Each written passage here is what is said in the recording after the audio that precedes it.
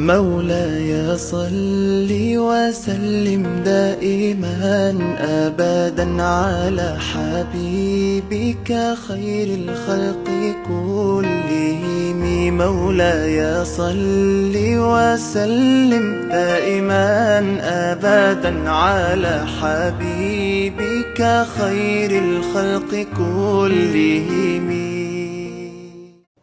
Bismillahirrahmanirrahim. Assalamualaikum warahmatullahi wabarakatuh. Saya Anis Nabila binti Syamsul akan membahaskan tentang Al-Wahyu. Mafhumul wahyu, Al-Wahyu fil lughah. Wahyu dari segi bahasa adalah isyarat yang cepat, tulisan, risalah, ilham dan petunjuk yang disampaikan secara sembunyi ataupun rahsia. Anwa'ul wahyu bil ma'na al-lughawi. Awalan al-ilhamul fitri lil insan, iaitu ilham daripada Allah kepada manusia, seperti wahyu kepada Nabi Musa yang bermaksud, dan kami ilhamkan kepada ibu Musa, susukanlah dia, yakni Musa, dan jika engkau khawatir terhadapnya, maka hanyutkanlah dia ke sungai Nil, dan janganlah engkau takut dan jangan pula bersedih hati. Sesungguhnya kami akan mengembalikannya kepadamu dan akan menjadikannya salah seorang Rasul. Surah Al-Qasas ayat 7. Saniyan al-ilhamul gharizi lil hayawan, iaitu ilham berupa naluri kepada haiwan. Kan wahyu ilan nahli, seperti wahyu kepada lebah, yang mana Allah memerintahkan lebah untuk mendirikan tempatnya di gunung ganang, di pohon-pohon kayu, dan di tempat-tempat yang didirikan manusia. Surah An-Nahl ayat 68. Salisan al-isyaratu sari'ah ala sabilir ramzi wal ilha'i, iaitu isyarat yang cepat. Misal ke-ilha'i Zakaria alaihi salatu wassalam ila qaumihi, iaitu seperti Nabi Zakaria dan kaumnya. Dalam firman Allah Subhanahu wa taala yang bermaksud, maka dia keluar dari mihrabnya menuju kaumnya, lalu dia memberi isyarat kepada mereka, bertasbihlah kamu pada waktu pagi dan petang. Surah Maryam ayat 11. Rabi'an waswasatis syaitan wa tazyinihi syarri fi nufusin nas, iaitu bisikan dan godaan syaitan kepada manusia, iaitu Allah berfirman, sesungguhnya syaitan akan membisikkan kepada kawan-kawannya agar mereka membantah kamu, dan jika kamu menuruti mereka, tentu kamu telah menjadi orang yang musyrik. Khamisan ma yalqihillahu ilal malaikati min amrin yaf'alu, iaitu perintah Allah kepada malaikat terhadap sesuatu perkara. Sadisan kama yutlaqu ala al-i'lami bisyai'i fil khata' wa huwa an ta'lamu insanan bi amrin tukhfihi ala ghairi. Yang keenam adalah memberitahu seseorang tentang sesuatu yang disembunyikan daripada orang lain, seperti mana firman Allah, iaitu sebahagian mereka membisikkan kepada sebahagian yang lain perkataan yang indah sebagai tipuan. Surah Al-An'am ayat 112. Dan yang terakhir, yang ketujuh, wa wahyullahu ila anbiya'ihi wa ma yalqihi ilaihim minal ilmi daruri allazi yakhfihi an ghairihi, iaitu wahyu Allah kepada para nabinya adalah apa yang dia berikan kepada mereka tentang pengetahuan yang diperlukan, yang dia sembunyikan dari orang lain. Seterusnya, al-wahyu fi istilahan. Dinamakan sebagai wahyu kerana Raja, iaitu Allah, merahsiakannya daripada penciptaan dan mengkhususkannya untuk Nabi SAW yang mengutusnya kepada Allah kepadanya dari warna-warna petunjuk dan ilmu pengetahuan, tetapi secara rahsia, cara tersembunyi yang luar biasa bagi manusia. Seterusnya, al-wahyu fi nazril mu'asirin Rasulullah SAW, iaitu wahyu menurut orang pada zaman Rasulullah SAW. Orang musyrikin menimbulkan pelbagai syak wasangka terhadap wahyu dan Rasul. Mereka menuduh bahawa Rasul memfitnah Tuhannya kerana dia meletakkan Al-Quran dengan ilmu dan budaya yang diperolehnya, kemudian menisbahkannya kepada Tuhan, dan kadang-kadang mereka menisbahkan Al-Quran sebagai ciptaan sendiri atau pembelajaran luaran. Wa huna tatadaribu ara'uhum. Di sini pendapat mereka berbeza. Faminhum man ya'zamu annahu man ta'difihi wa insya'ihi walakinnahum yastaksiruna alaihi an yakuna min intajihi wahdahu, iaitu sebahagian daripada mereka mendakwa ia adalah pengarang dan ciptaan beliau, yakni Muhammad, tetapi mereka terlalu ramai untuk menghasilkannya sahaja. Jadi mereka berkata di dalam surah Al-Furqan ayat keempat yang bermaksud Al-Quran ini tidak lain hanyalah kebohongan yang diada-adakan oleh Muhammad dan dibantu oleh orang-orang lainnya. Wa minhum seterusnya, wa minhum man nafi an yakuna qad jaa bi syai'in min indi, iaitu sebahagian daripada mereka mengingkari bahawa dia membawa sesuatu daripada dirinya. Wa minhum man hawwala al-amri faqala fi surah Al-Furqan ayat yang kelima, dan sebahagian daripada mereka memudahkannya dan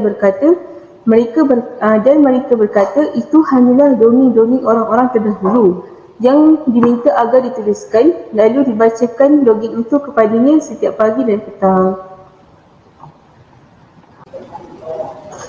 Seterusnya, Anwa'ul Wahyu. Jenis-jenis wahyu terbahagi kepada 3. Yang pertama, Al-Ilqa'i fil qalbi yaqzah aw manaman wa yashmalu an-nafsa fil wu'i wal-ilhami wa ru'yatil manamiyah wa hadha al-ilqa'i fil qalbi yastankinu min alqiya ilayhi annahu min Allah. Qauluhu ta'ala illa wahyan, surah Asy-Syura ayat 51. Yang pertama adalah wahyu disampaikan dengan cara dibisikkan ke dalam kalbu, kebangkitan atau mimpi, dan ia termasuk hembusan kagum, ilham dan penglihatan seperti mimpi dan lentaran ke dalam hati ini, memastikan orang yang dilemparkan kepadanya bahawa ia adalah daripada Allah Subhanahu Wa Taala. Allah atau malaikat Jibril meletakkan wahyu yang hendak disampaikan ke dalam kalbu Nabi Muhammad disertai pemberitahuan bahawa ini merupakan daripada Allah Subhanahu Wa Taala. Yang kedua, taklimur rabbah li 'abdihi min wara'i hijabi biduni wasitatin yaqzah wa huwa sabit li Musa alaihi salatu wassalam. Qala ta'ala wa kallama Allah Musa taklima. Yang kedua adalah Allah berbicara secara langsung kepada nabinya dari belakang hijab, iaitu menyampaikan apa yang hendak dia sampaikan, baik dalam keadaan terjaga maupun tidur. Sebagai contoh, dalam keadaan terjaga, iaitu ketika Allah berbicara secara langsung dengan Musa AS dan dengan Nabi Muhammad SAW dalam peristiwa Isra' dan Mi'raj. Allah Subhanahu Wa Taala berfirman, dan Allah telah berbicara kepada Musa dengan langsung. Surah An-Nisa ayat 164. Dan yang ketiga, ma yakunu bi irsali malikin minal malaikati fayablugha ma amara Allah bi tablighihi ila man syaa'a min ibadihi wa hadha ma'na qawluhu ta'ala aw yursila rasula, surah Asy-Syura ayat 51. Wa hadhihi al-halatu as-salisah kana ya'ti biha al-maliki ala asalibin shatta, iaitu yang ketiga, Allah Subhanahu Wa Taala menyampaikan risalahnya melalui malaikat Jibril melalui 3 cara. Anwa'ul wahyi. Awalan, al-malaikatu Jibril alaihi salam ahyanan ila an-nabi sallallahu alaihi wasallam fi suratul rajul, adatan fi wujudi rajulin ismuhu diyatul kalbi kana sadiqan wa salman, aw ahyanan fi wujudi rajulin majhulin tamaman ashabi fi isali mislu hadha al-wahyi kana biimkani jami'i as-sahabati al-hadirin ru'yatihi wa sima'i kalimatihi lakinnahum lam ya'rifu haqiqatil mushkilah. Pertama, malaikat Jibril alaihi salam datang kepada Nabi sallallahu alaihi wasallam dalam bentuk seorang lelaki. Kebiasaannya dengan kehadiran seorang lelaki yang bernama Diyatul Kalbi. Dia merupakan seorang lelaki yang kacak atau kadang-kadang di hadapan seorang lelaki yang sama sekali tidak diketahui oleh sahabatnya. Dalam menyampaikan wahyu, semua sahabat yang hadir dapat melihat dan mendengar kata-katanya, tetapi mereka tidak mengetahui tentang kebenarannya. ثانيا جاء الملائكة جبريل إلى النبي صلى الله عليه وسلم لكنه لم يرى. عرف النبي صلى الله عليه وسلم وصول الملك جبرائيل بالصوت الذي صاحبه أحيانا مثل صوت الأجراس وأحيانا مثل رنين النحل. هذا أصعب شيء على رسول الله صلى الله عليه وسلم، لذلك يوصف عند تلقية مثل هذا الوحي تغير وجه رسول الله صلى الله عليه وسلم. Yang kedua adalah malaikat Jibril datang kepada Nabi SAW, tetapi baginda tidak kelihatan. Nabi Muhammad SAW mengetahui kedatangan malaikat Jibril dengan suara yang mengiringinya, kadang-kadang seperti bunyi loceng, kadang-kadang seperti deringan lebah.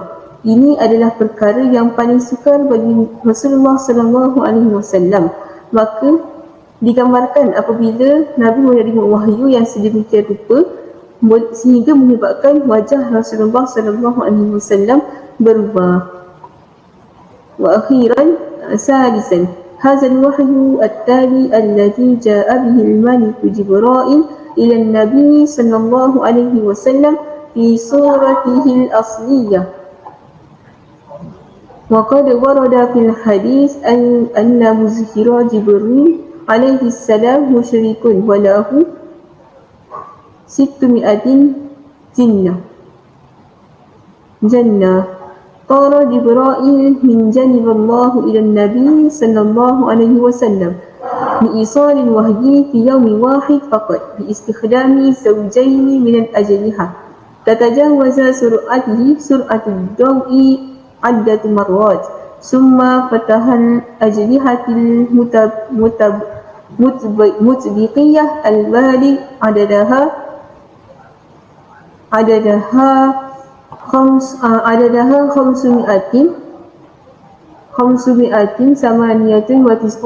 inda wusuli Lailatul Qadri. Iaitu yang ketiga adalah wahyu yang dibawa oleh malaikat Jibril kepada Nabi SAW dalam bentuk aslinya. Disebutkan dalam hadis bahawa malaikat Jibril kemunculan malaikat Jibril adalah terang dan mempunyai 600 sayap. Malaikat Jibril AS terbang dari sisi Allah kepada Nabi untuk menyampaikan wahyu hanya dalam satu hari dengan menggunakan 2 pasang sayap. Kelajuannya adalah melebihi kelajuan cahaya beberapa kali, dan baki iaitu 598 sayap dibuka apabila tibanya malam Lailatul Qadar. Assalamualaikum warahmatullahi wabarakatuh. Nama saya Atika Syakira binti Azmi, nombor matrik 21BC 01009. Saya akan menerangkan dalil nakli dan akli yang membuktikan Al-Quran adalah wahyu.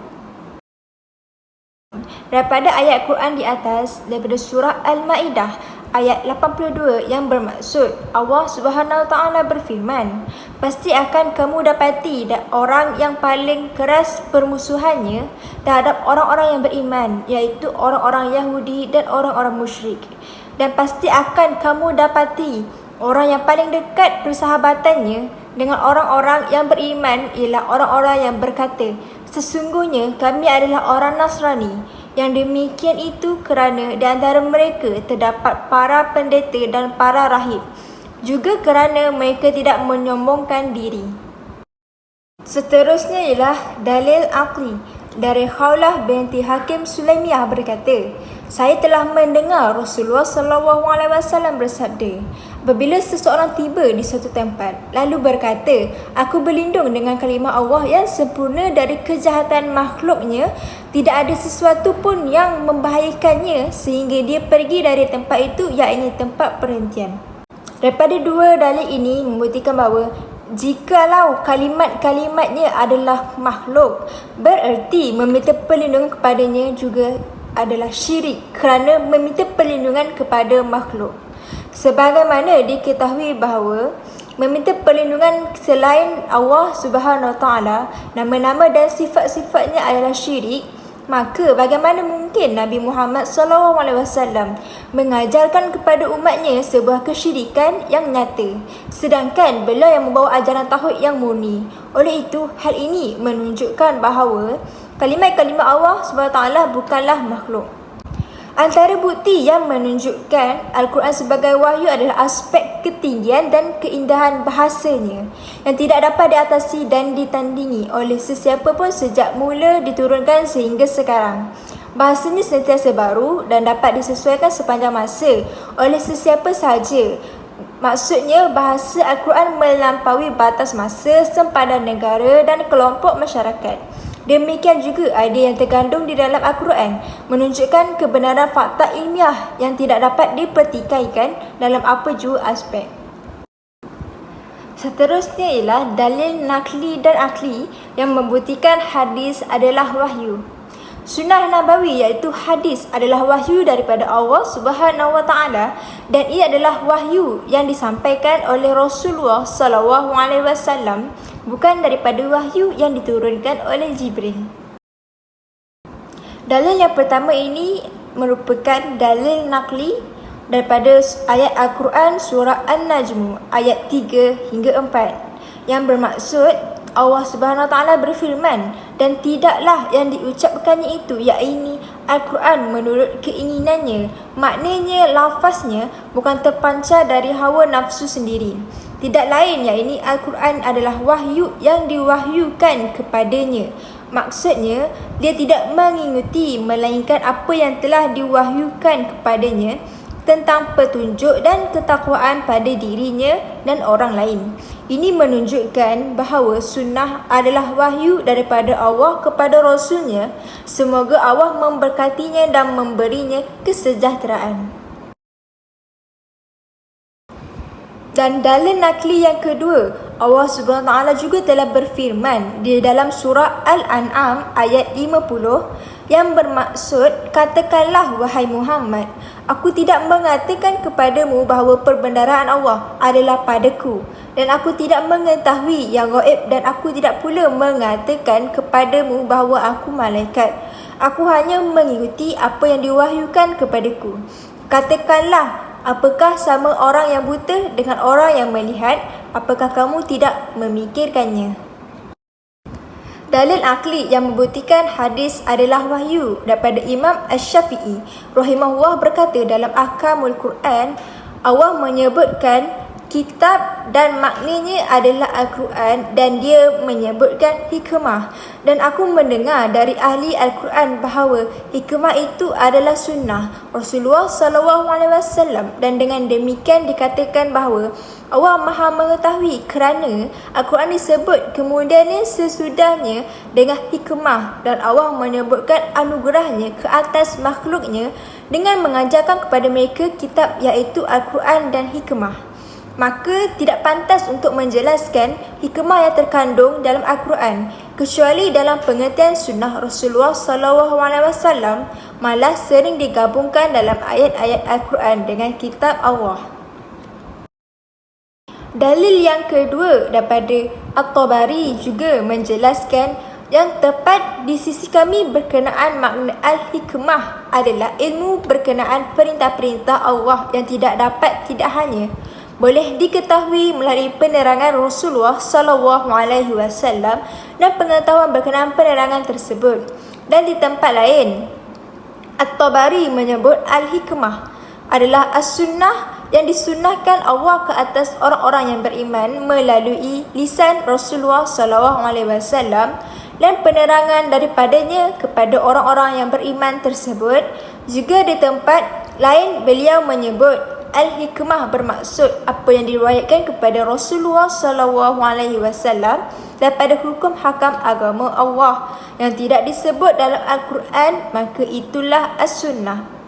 Oleh itu, para ulama bersepakat bahawa sunnah dilihat sebagai hujah dan sumber yang hukumnya wajib beramal dengannya. Ianya sabit dari Rasulullah SAW. Para ulama sejak zaman Rasulullah SAW sehingga kini telah disepakati wajib berpegang kepada hukum-hukum yang terkandung dalam hadis dan mesti dirujuk kepadanya untuk mengetahui hukum-hukum syarak.